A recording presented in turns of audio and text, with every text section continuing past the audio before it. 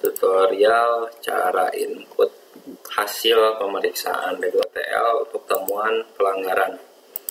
Pertama kita login menggunakan akun masing-masing, klik login, ada tombol kiri atas, ada tombol sidebar, diklik,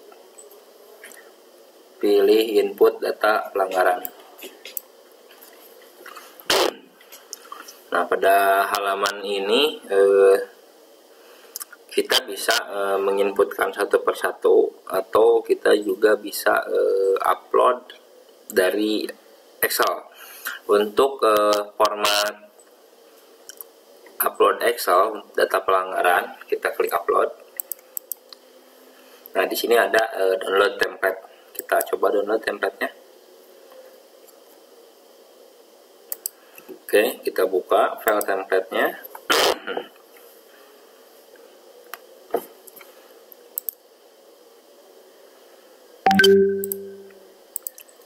Nah, untuk nomor itu kita isi nomor urut 1, 2, 3, 4, 5 dan seterusnya. Untuk unit UP3 kita isi sesuai dengan di mana pelaksanaan itu dilaksanakan. Misalnya di sini saya karena menggunakan akun UP3 Ambon, maka unit UP3-nya harus UP3 Ambon semua. Lalu kita di ID pelanggan. ID pelanggan itu diisi dengan ID pelanggan PLN-nya. Nah, jika pelanggaran yang ditemukan itu non pelanggan, maka ID PLN bisa diisi dengan non pelanggan. Nama pelanggan diisi sesuai dengan nama pelanggannya. Lalu di sini ada alamat. Nah, jenis golongan pelanggan itu diisi dengan R1, R2, R3 atau S1, S2 sesuai dengan jenis golongan tarifnya. Lalu ada daya, isikan sesuai dengan daya ini VA-nya. Lalu ada tanggal pelaksanaan, isikan sesuai dengan kapan pelaksanaan pemeriksaan itu dilakukan. Lalu ada jenis pelanggaran, di sini diisi P1, P2, P3 atau P4. Ada realisasi pemakaian energi. Nah, ini pelanggarannya berapa kWh. Lalu ada hasil perhitungan tagihan susulannya dari kWh yang dilanggar. Lalu ada status tagihan, diisi angsuran atau lunas pada kolom L. Nah, setelah semuanya diisi, lalu kita upload pada bagian input data pelanggaran, klik tombol upload, pilih Excel yang tadi kita isi, klik upload.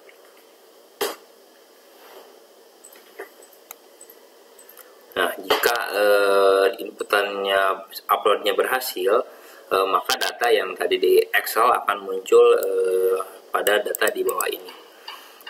Nah, pada halaman data pelanggaran, di sini pada bagian atas itu ada filter periode.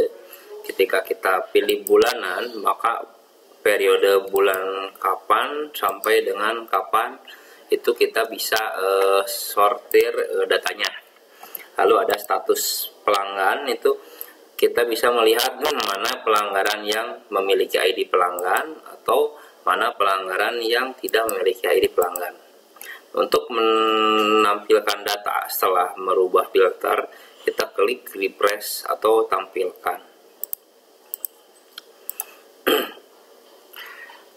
Nah, jika ada data tambahan dari upload dan Excel, kita misalnya ada yang kurang, kita bisa menambahkan manual pada halaman ini. Kita klik tombol tambah caranya. Nah, ini inputannya kurang lebih sama dengan yang tadi Excel. Kita input nama pelanggannya,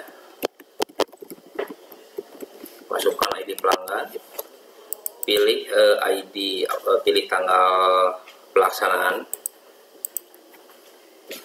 isikan alamat pelanggan, pilih golongan tarif, masukkan daya rumahnya atau daya pelanggannya, misalnya 100 VA. Pilih jenis pelanggannya, itu ada P1, P2, P3, P4. Misalnya P1, penggunaan energi KWH-nya pada saat dilakukan pemeriksaan berapa pelanggarannya, misalnya 4000 KWH misalnya. Tagihan susulannya misalnya 2 juta. Status tagihannya lunas misalnya, pada saat pemeriksaan dia langsung bayar, kita klik status tagihannya lunas, klik simpan. Maka data yang tadi kita input akan muncul pada tabel di bawah ini. Data yang muncul di bawah ini itu sesuai dengan filter periode, filter status pelanggan, jenis pelanggaran, sama alamat. Jadi alamat yang sudah diisi atau belum diisi itu kita bisa sortir pada halaman ini.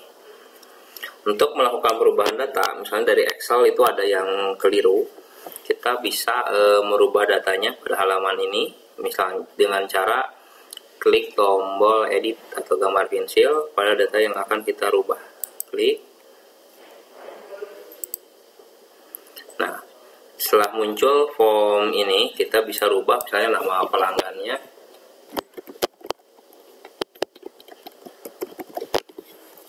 Di pelanggannya misalnya ada kekeliruan, kita bisa rubah juga.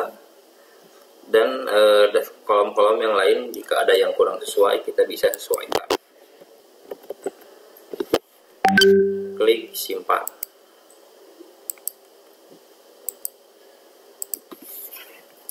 Maka datanya akan terubah secara otomatis.